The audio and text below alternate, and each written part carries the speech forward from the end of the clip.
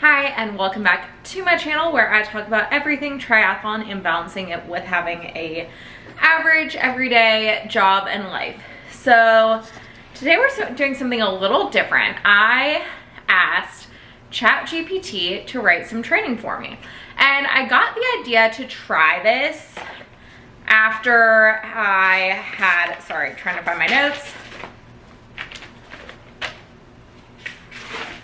Lots of notes. So, I decided to try this after I watched a video from, I think her name is Miss Fit and Nerdy on YouTube. And let's just pull up her video so I can be more accurate as I talk about it. So she had a video called Personal Trainer Reacts to AI Fitness and Fat Loss Programs. So she had, I think, ChatGPT write a variety of different like fat loss and workout programs, even asked about like reverse dieting. So I really recommend actually checking out that video. I thought it was really informative just on like the limitations of these AI programs, and I just found it really interesting to watch. So I wanted to take that and put it to the test with triathlon training. So apologies, I am going to be using my phone to read this off, but I will put some screenshots up later in the video. So let's start with what I asked. So I did try and give it some, I tried to give it some basic parameters of how I like to train. And I also gave it my current baseline, because that's the information I gave to an app like Motive when it was creating customized training, and I'd assume something like TriDot would be the same. So those, I mean, obviously are not AI. Those have programs written by actual coaches in them. This is just the internet telling me what I should do. So I said, write a triathlon training plan that covers 16 weeks of training for a half Ironman at the end of the 12 weeks. So this was on accident. I was debating between 16 and 12. It ended up giving me 12 based on that kind of flip-flop. I'm sure if I gave it 16, if I said 16 both times, it would have given me 16. So the individual completing the program has baseline fitness of running for 30 minutes or 2.5 miles, biking for up to 2 hours or 30 miles, and swimming for an hour or 3,500 yards, which is pretty accurate for where I currently am. I did a 30-mile bike ride while I was in Copenhagen, and I can run 2.5 miles easy. I also said include 3 swim, 3 bike, and 3 run workouts per week, and 2 strength workouts. The long bike workout should be on Saturdays, and the long runs should be on Sundays. So again, this is how I like to train. So ChatGPT, congratulations on taking on the challenge of a half Ironman. Below is a 16-week triathlon training plan to help you prepare for the event. The plan assumes that you've already built a baseline fitness in running, biking, and swimming. It goes a little bit through like where to go train, and then it goes, there's a brief key just talking about swim, how it says like S is swim, B is bike, R is run, and then S and C is strength and conditioning. So weeks 1 through 4 is Monday, swim 800 yards and full body strength training. Tuesday, run 30 to 45 minutes. Wednesday, 1 hour easy bike ride, core strength and exercise. Thursday, 1,000 yard swim. Friday, run 30 to 45 minutes tempo run. Saturday, long bike ride 2.5 hours. Sunday, long run 60 minutes. So just from looking at these first 4 weeks, so this expects you to do the same workouts for 4 weeks straight. I don't really go with that. I think you should be building slightly each week. The next thing I noticed is it definitely did not listen to the volume I wanted. So it gave me, it looks like 2 swim, 2 bike, and 3 run workouts. So it did not seem to want to put 2 cardio workouts on the same day. Don't know why, but that is also interesting. Moving on to weeks 5 through 8. So Monday, 1,200 yard swim, full body strength. Tuesday, 45 to 60 minute run. Wednesday, hour and a half bike, includes some intervals, core strengthening exercises. Thursday, 1,500 yard swim. Friday, 45 to 60 minute run.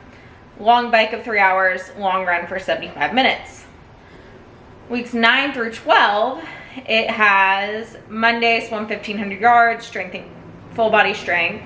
Tuesday, run 45 to 60 minutes with intervals. Wednesday, 2-hour bike ride with hill repeats. Thursday, 1800 swim. Friday, 60-minute run, tempo run. Saturday, long bike, 3.5 hours. Sunday, long run, 90 minutes. So I did mess up. It did give me 16 weeks. So here, one thing I started not to like is I wouldn't do a 2-hour bike ride on a Wednesday. That's just, for me, scheduling, that's not good. Also, one thing I forgot to mention on the first 4 weeks that I gave was that it started running off at 60-minute long runs. So this is where I say I need to build up weekly, because I've only done a 30-minute run. So if anything, I'd start out at either 30 or a max of a 40-minute long run, not at 60 right away. So moving on to the last few weeks. So Monday, swim 1,800 yards. So this is clearly trying to get up to that max, that race distance, because that's going to be close. It's probably a little bit short of 1.2. Full body strength. Tuesday, 60-minute run with intervals. Wednesday, 2.5-hour bike ride with hill repeats. Again, that Wednesday is going to be too long for a weekday ride, especially if you're trying to recover for your following workouts. Thursday, swim 2,000 yards. Friday, 60-minute run. Saturday, long bike, 4 hours. Honestly, I'd probably max out at 3.5 and be fine, just based on my previous half iron pace. Sunday, long run, 120 minutes. I like to do over distance. I think my fastest half marathon was 2:09. So I'd probably try and go to, like, depending on heat and like current pace, like maybe even up to 2.5 hours of a run. Race week, again, I've got some issues with this. So Monday, swim 1,000 yards easy, 20 to 30 minute easy run, 45-minute easy bike. On a Monday, I would probably still just go swim like normal. Tuesday, run 20 to 30 minutes easy, bike 30 minutes easy. Wednesday, rest day or light activity. So this is assuming a Saturday race. So that would for me mean Wednesday, I would still probably swim and do like a quick interval run or something. Thursday, it says short swim, bike, and run brick workout. I would actually do a rest day Thursday. Friday, I would do kind of those like quick short efforts, just to kind of keep your body warmed up, and then Saturday is the race. So overall, just on this part, one, I feel like there's not a lot of detail with the workout. So for swimming especially, I don't do steady long distance that much. I like to have intervals. I like to have a workout to follow. That is one of the things I like in the motive workouts, was that it did have actual workouts to follow. I also feel like, again, intervals, it's being very general with like intervals or hill repeats. So I'd like a little bit more description on like how long of intervals or what effort the intervals are expected to be at. And then, let's see. Again, it didn't include all the interval workouts I asked for. And it clearly didn't take into consideration too much about my current base level of fitness. So I then turned around and asked it for more detail, because I'm like, okay, we don't have a lot of detail here. So I asked, write a fully body strength workout for someone training for half Ironman triathlon. They have access to a full gym and know the basics of most movements. So this is, again, describing myself. So it said, sure, here is a full body strength workout tailored for someone training for a half Ironman triathlon.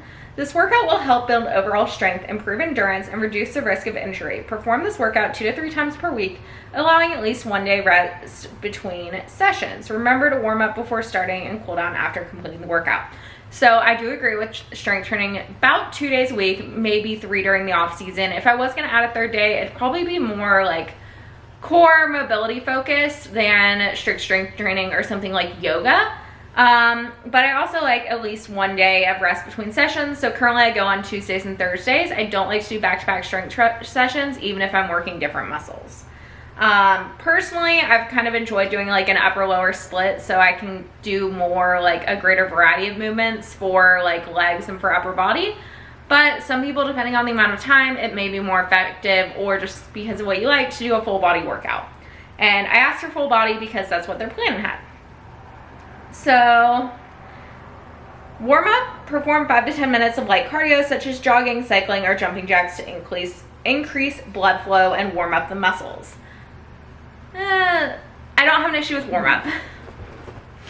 I have gotten to the point I actually am trying to work on doing more functional movements as part of my warm-up. So things that are going to help with mobility and increase blood flow specifically to those muscles you're going to be using. So following similar movement patterns. So things like Cossack squats, band work, so like banded side steps, monster walks. I haven't figured out upper body as much. I have a couple movements I want to try for mobility there though as well. So that's kind of the type of workout I like to do. I do also walk to my gym, so I get a little bit of movement that way. But again, I wouldn't, like before doing legs, so the first movement in this workout is squats. I would not want to run because that's going to fatigue the muscles versus just activating them. I won't say activating your muscles aren't off, but versus just increasing blood flow and going ahead and kind of getting that mobility started. Sit.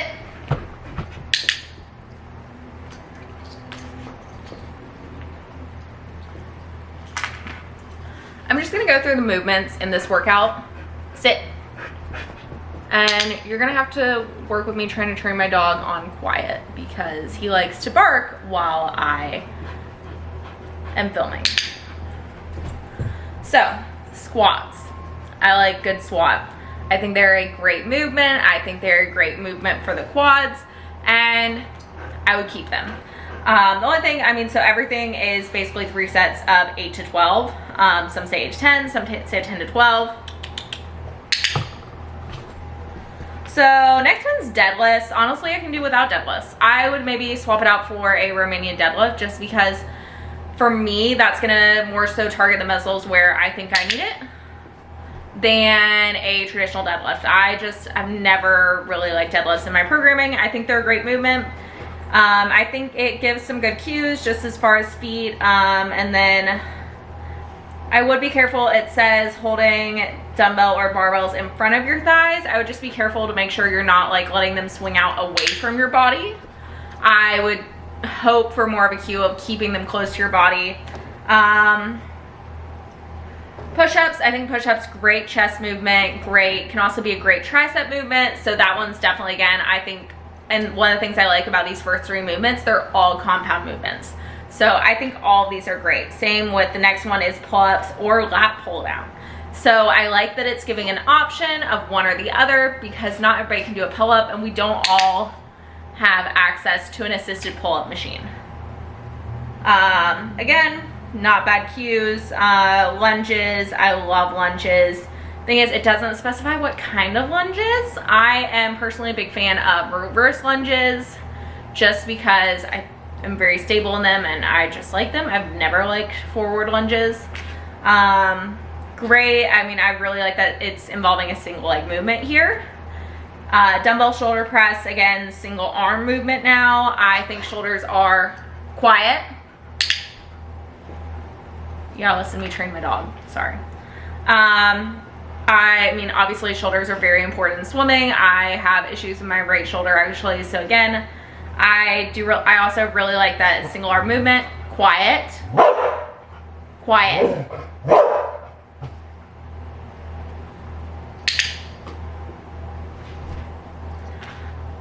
Plank, great core stability movement. So overall, I don't have an issue with the movements. I don't think that it's necessarily like a fantastic workout. I actually don't think, as far as like a full body workout, considering I don't do full body, it's a pretty good workout. Cool down, stretching, yeah, it does talk about gradually increasing the intensity. And so yeah, I actually think the strength workout was, as far as a full body workout, pretty good. Again, nothing wrong with full body. I just don't do it myself. So the last thing I asked ChatGPT for, and excuse like my weird sitting because now I'm giving my dog treats while simultaneously trying to film this video because he barks every time I film. I asked, what should a 60-minute run with speed intervals look like? So maybe I could have worded this better because it gave me just some like general like varying intensity, and then it went into kind of a workout. So it said start with an easy pace, jog for about 5 minutes to warm up your muscles and increase blood flow. So I agree with that. Always start off slow. I prefer to, and so this is a 10-minute warm-up. The other 5 minutes is supposed to be dynamic stretching, such as leg swings, high knees, butt kicks, and hip circles. Nothing wrong with it. I just run for my warm-up. I know I've seen a lot of things on why I probably should do a little bit more. Dog was underneath the tripod. Let him find that treat for a minute. So speed intervals, 40 minutes. So again, this is a 60-minute workout. Run at a fast pace for a set duration or distance, followed by a recovery period at a slower, comfortable pace. And it says, here's an example of a speed interval workout. And this is a weird interval workout to me. Run fast for 2 minutes, jog or walk at a comfortable pace for 2 minutes. Run at a fast pace for 1 minute. Jog or walk at a comfortable pace for 1 minute. Run fast for 3 minutes. Jog or walk at a comfortable pace for 2 minutes. Run fast for 30 seconds. Jog or walk at a comfortable pace for 30 seconds. Run fast for 4 minutes. Jog or walk for 2 minutes. Run fast at 1 minute. Jog or walk for 1 minute. There's no pattern. Like, who writes stuff without a pattern? Maybe I am just someone who likes pattern, but I did not like that run workout at all. So it says here, as you progress, you can increase the number of intervals or extend the duration of fast-paced segments. The goal is to challenge yourself during the fast intervals and allow your body to recover during the slower intervals. Cool down, 5 to 10 minute jog, and then static stretching. So my issue with the run is kind of a couple things. So one, again, like, what effort is that fast supposed to be? I didn't tell it specifically to use like heart rate training or anything, which would be what I would do. So that maybe I just need to be more specific. The other issue is, like, there's a pretty big variety of speeds in there, of like interval length in there. And while I do think it is important to do a variety of intervals, usually I kind of do, like, I'm either doing a longer interval day or a shorter interval day. I don't typically mix the two like that. So that's kind of where I stand on those intervals. It's just not for me. The strength workout, if I was gonna do full body, I'd consider it. So overall, I don't think I did bad.